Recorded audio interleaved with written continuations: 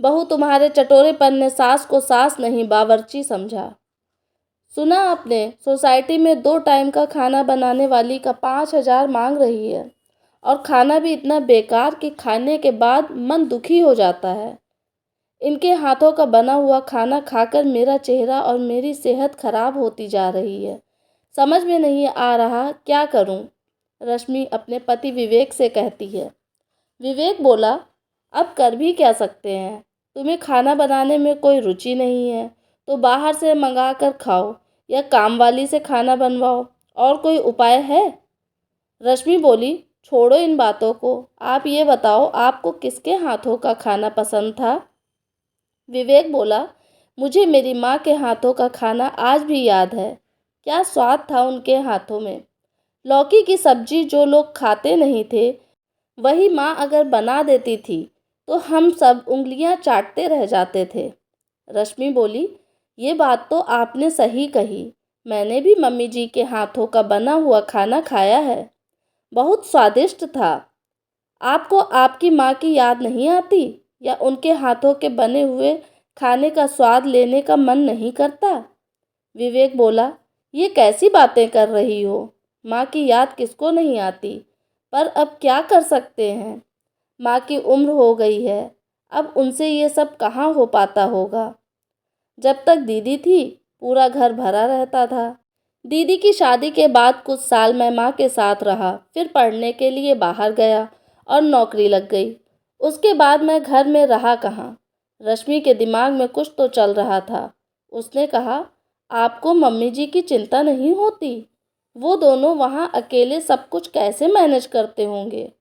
हमारा भी उनके प्रति कुछ फर्ज बनता है। विवेक बोला, अब क्या कर सकते हैं। मम्मी पापा वहाँ रहते हैं, एक दूसरे के बिना इस उम्र में वे अलग रह भी नहीं सकते हैं। रश्मि बोली, हम उनके लिए क्यों नहीं कुछ कर सकते और उनको अलग क्यों करेंगे। ऐसा करते हैं, मम्मी पापा को यहाँ बुला लेते हैं। आपको माँ के हाथ का खाना भी मिल जाएगा और हमारा घर भी भरा भरा रहेगा। सिर्फ हम दोनों रहते हैं, वो लोग रहेंगे तो कितना अच्छा लगेगा। विवेक बोला, तुम कितनी अच्छी हो जो मेरे माता पिता के बारे में इतना सोच रही हो। एक बार माँ से पूछ कर देखना, अगर वो लोग मान गए तो मुझसे ज़्यादा खुश कौन होगा। रश्मि ने अगले ही दिन अपनी माँ को इस योजना के बारे में बताया। उसकी माँ बोली, ये तुमने अच्छा काम किया। तुम्हारी सास घर में रहेगी तो तुम फ्री होकर रह पाओगी। याद नहीं, तुम्हारी दादी घर का सब काम संभालती थी। मैं बस उन्हें कह देती थी कि मुझे कुछ नहीं आता, तो मुझे कुछ करना ही नहीं पड़ता था। दोनों माँ बेटी ने योजना बनाई और रश्मि ने उस पर अमल किया। रविवार का दिन था। विवेक कुछ सामान लेने के लिए घर से बाहर गए थे। रश्मि ने अपनी सास विमला जी को फ़ोन किया। विमला जी बेटे बहू का हाल चाल पूछी तो रश्मि बोली, अब क्या बताऊं मम्मी जी, काम वाली के हाथ का खाना खा खा कर इनकी तो तबीयत ही हर समय खराब रहती है। मैं भी क्या कर सकती हूँ। एक तो इतने पैसे लेती है, ऊपर से खाना भी बेकार बनाती है। हमारी तो आधी सैलरी दवाइयों में ही चली जाएगी। बेटे की तबीयत सुनकर विमला जी बहुत चिंतित हुई और अपने पति कैलाश बाबू को सारी बात बताई। कैलाश बाबू बोले, भावनाओं में आकर कोई कदम मत उठाओ। तुम्हारा बेटा अब कोई छोटा बच्चा नहीं है। नई पीढ़ियों को पुरानी पीढ़ियों के साथ सामंजस्य बैठाने में आजकल बहुत परेशानी हो रही है। पर माँ के दिल को कौन समझाए। वो नहीं मानी और सारी बात अपनी बेटी नेहा को बताई। अगले दिन विमला जी की बेटी नेहा का फ़ोन आया। विमला जी ने सारी बात बताई। नेहा बोली, माँ, मैं विवेक की पत्नी के स्वभाव से भली भांति परिचित हूँ, पर मैं आपको वहाँ जाने से मना नहीं करूँगी। वो दोनों नौकरी करते हैं तो ये समस्या तो आती ही रहेगी। अब आपकी भी उम्र हो गई है, अब इतना भाग दौड़ आपके लिए भी अच्छा नहीं है। फिर भी आपकी इच्छा है तो एक बार जाकर मिल लीजिए। फिर कैलाश बाबू ने 4 दिन बाद का टिकट करवाया। दोनों 4 दिन बाद बेटे बहू के पास पहुँचे। उस रोज़ तो रोशनी ने कामवाली से उनके लिए खाना बनवाया और जानबूझकर उसमें तेल और मसाला ज़्यादा डाला, जिसे खाते ही विमला जी बोली, अब बस कल से तुम लोग ये खाना नहीं खाओगे, मैं तुम लोगों के लिए खाना बनाऊंगी। रश्मि को मौका मिल गया। उसने तुरंत खाना बनाने वाली को काम से निकाल दिया।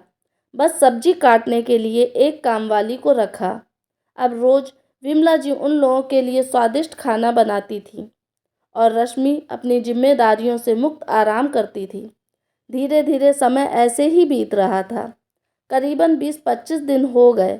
एक रोज कैलाश बाबू बोले, विमला मेरे लिए चाय बना दो। रश्मि बोली, पापा जी, मम्मी जी हमारे लिए टिफ़िन बना रही है, आप थोड़ी देर बाद चाय पी लीजिएगा। कैलाश बाबू बोले, बहू, तुम्हारी सास रसोई में काम कर रही है तो तुम मेरे लिए चाय बना दो। अगर खाना बनाना सीखोगी नहीं तो कल को अपने बच्चों को कैसे खिलाओगी? तुम्हारे हाथों के खाने के स्वाद को वो तरस जाएंगे। रोशनी मुंह बनाकर बोली, पापा जी, मेरे मायके में बहुत सारे रसोइये हैं, मेरी माँ आज तक रसोई में नहीं गई तो मैं कैसे खाना बना सकती हूँ। इतना कहकर मुंह बनाते हुए वो वहाँ से चली गई। कैलाश बाबू सब देख रहे थे और समझ भी रहे थे। 1 घंटे बाद जब विमला जी चाय देने आईं तो वो बोले, विमला, कुछ तो अपनी उम्र का ख्याल करो। बहू को सिखाने की जगह तुम उसकी आदत खराब कर रही हो। कब तक तुम यूं ही बनाकर खिलाती रहोगी? तुम्हारे पास वक्त ही नहीं है कि तुम मुझे एक कप चाय दो। अब तो विवेक ठीक ठाक है, चलो अब घर चलते हैं।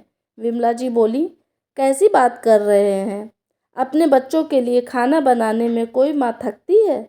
और मुझे तो खाना बनाना बहुत पसंद है। तभी नेहा का फ़ोन आया। नेहा माँ की आवाज़ सुनकर बोली, क्या बात है माँ, आप थकी थकी सी लग रही हैं।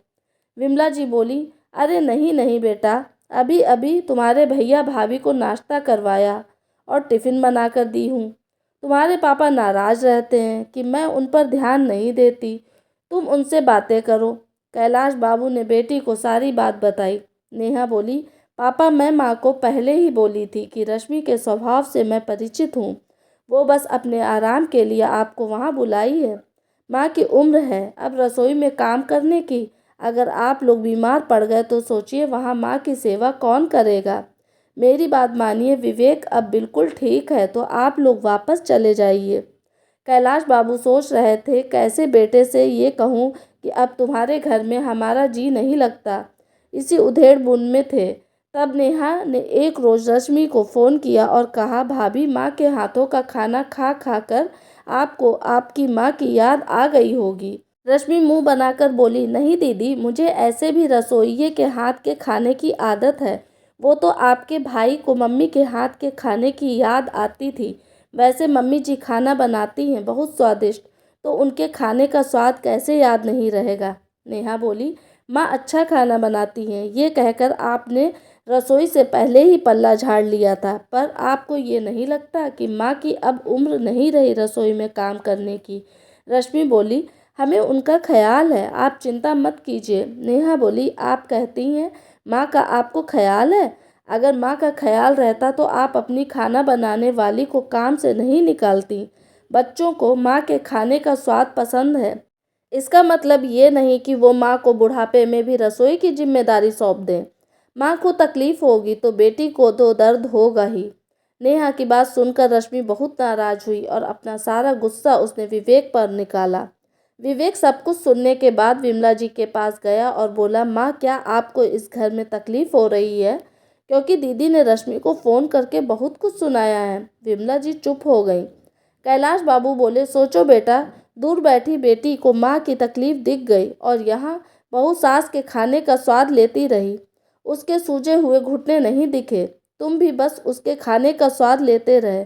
अगर बहू सास का दर्द समझने लगे तो कोई भी बेटी क्यों माँ के लिए बोलेगी? रश्मि बोली, पापा जी, मैंने कितनी बार मम्मी जी को कहा है आप बैठकर खाना बनाइए, पर वो हैं कि सुनती कहाँ हैं। कैलाश बाबू बोले, देखा बहू, यहाँ भी पहले तुमने अपनी समस्या का समाधान ढूंढा, अपनी सास की तकलीफ नहीं देखी। तुमने सास को सास नहीं बावर्ची समझा है। यहाँ हमें बुलाने का अभिप्राय तुम्हारा क्या था वो तो मैं पहले दिन ही समझ गया, पर क्या बोलूँ, माँ का हृदय बस अपने बच्चे की तकलीफ देखता है। वहीं विमला को भी दिखा। विवेक चुपचाप सब सुन रहा था। कैलाश बाबू बोले, विवेक, तुम्हें माँ के खाने का स्वाद तो याद रहा, पर माँ की बीमारी याद नहीं रही कि उसे लगातार डॉक्टर ने खड़ा रहने से मना किया है। मानता हूँ तुम्हारी माँ अच्छा खाना बनाती है, पर तुमने सोचा कि हम 2 लोगों के लिए भी घर पर हमने खाना बनाने वाली रखी है, ताकि तुम्हारी माँ को आराम मिल सके। बेटा, तुम्हारी माँ वही है, पर उसकी शारीरिक क्षमता कम हो चुकी है। तुम जितना अपनी पत्नी का ख्याल रखते हो, मुझे भी तो अपनी पत्नी का ध्यान रखना ही होगा। तो यही सोचकर कह रहा हूँ, 2 दिन बाद के हमारे जाने का टिकट करवा दो। और वो विमला जी को सहारा देते हुए कमरे में ले गए। रात में विमला जी पति से बोली, एक ही बेटा है हमारा, आपने इतना कुछ कह दिया बहू बेटे को, कहीं वो नाराज ना हो जाएं। वो बोले, अगर जरा सा भी अपनी माँ का दर्द वो महसूस करेगा तो वो बिल्कुल बुरा नहीं मानेगा। अब इस मोह माया को छोड़ो, बहुत दिन तुमने अपने हाथों से बनाकर खिला दिया बेटे को, आप अपना ख्याल करो और सो जाओ। 2 दिन बाद विमला जी जाने लगी तो बेटे का चेहरा उदास था, जो कि वाजिब था। कैलाश बाबू बोले, बहू, एक बात याद रखना, जब माँ बच्चे को बना कर निवाला मुंह में देती है तो उनका रिश्ता और गहरा होता जाता है। लोग पैसे कमा लेते हैं, रिश्ते कमाना भूल जाते हैं। रसोई का काम सीख लो, वरना कल को तुम्हारे बच्चे तुमसे ये कहेंगे कि आज तक आपने हमें क्या बनाकर खिलाया, जो आपके हाथ का स्वाद हम याद रखेंगे। इतना कहकर वो चले गए। उनके जाने के बाद रश्मि को फिर से रसोई के काम के लिए कामवाली को रखना पड़ा। विवेक बोला, इतने दिन माँ यहाँ रही, काश कि तुम उनसे कुछ सीख लेती। रश्मि को एहसास हुआ कि पैसे तो वो कमा रही है, पर 2 टाइम का खाना तक नहीं बना पा रही है। धीरे धीरे उसने रसोई में रुचि लेना शुरू किया। अब वो रात का खाना खुद बनाती थी, जिससे कि दोनों का स्वास्थ्य ठीक रहे। जब ये बात विमला जी को पता चली, वो बहुत खुश हुई। अब फ़ोन करके बहू का हौसला बढ़ाती थी और कुछ नई नई रेसिपी उसे बताती थी। अब बीच बीच में वे दोनों बेटे बहू से मिलकर आते थे। दोस्तों, मानते हैं माँ के हाथों में जादू होता है, उनके हाथों का स्वाद ताउम्र याद रहता है। पर क्या स्वार्थ में आकर उसी माँ को हम बावर्ची समझने लगेंगे? बावर्ची के हाथों में वो स्वाद क्यों नहीं रहता? क्योंकि वो काम समझकर हमारे लिए खाना बनाते। माँ उस खाने में मसाले के साथ अपनी ममता भी मिलाती है, तभी तो वो स्वाद हमारे जहन में रहता है। दोस्तों, ये था मेरा आज का वीडियो। उम्मीद है वीडियो आपको ज़रूर पसंद आया होगा। अगर पसंद आया हो तो क्या राय है आपकी इस वीडियो के बारे में, मुझे कमेंट के द्वारा बताइएगा। वीडियो पसंद आया हो तो लाइक और शेयर करना ना भूलिएगा। अगर आप मेरे चैनल पे नए हैं तो प्लीज़ सब्सक्राइब कीजिएगा मेरे चैनल को। वीडियो पूरा देखने के लिए आपका बहुत बहुत धन्यवाद।